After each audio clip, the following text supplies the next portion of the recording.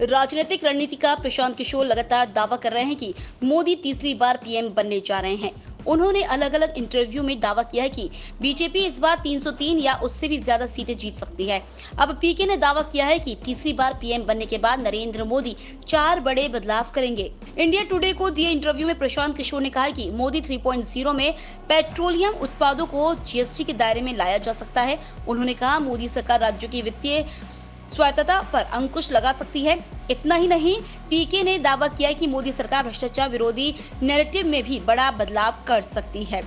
दरअसल पेट्रोल और डीजल जैसे ईंधन पर 100% से ज्यादा टैक्स लगता है। लंबे समय से इसे जीएसटी में लाने की मांग की जा रही है। पीके ने कहा, राज्यों के पास अभी राजस्व के 3 प्रमुख स्रोत पेट्रोलियम, शराब और भूमि हैं।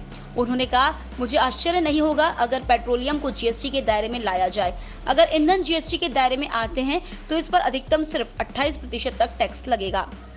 उन्होंने कहा, अगर पेट्रोल को जीएसटी के दायरे में लाया जाता है तो इससे राज्यों को टैक्स का नुकसान होगा और अपना हिस्सा हासिल करने के लिए राज्यों को केंद्र पर और ज्यादा निर्भर रहना होगा। पीके के मुताबिक मोदी 3.0 सरकार धमाकेदार शुरुआत करेगी। सरकार के पास शक्ति और संसाधन दोनों होंगे। ऐसे में राज्यों की वित्तीय स्वायत्तता में भी कटौती की जा सकती है। प्रशांत किशोर ने भविष्यवाणी की है कि केंद्र सरकार राज्यों को संसाधनों के वितरण में देरी कर सकती है। एफआरबीएम के नियमों को और कठोर बनाया जा सकता है। मोदी के तीसरे कार्यकाल को लेकर पीके ने कहा, जियोपॉलिटिकल मुद्दे से निपटने के लिए भारत की मुखरता बढ़ेगी। उन्होंने कहा, वैश्विक स्तर पर देशों के साथ व्यवहार करते समय भारत की मुखरता बढ़ेगी। इससे पहले प्रशांत किशोर ने मंगलवार को एक इंटरव्यू में दावा किया था, केंद्र में मौजूद मोदी सरकार के खिलाफ न कोई खास असंतोष है और न ही मजबूत विकल्प।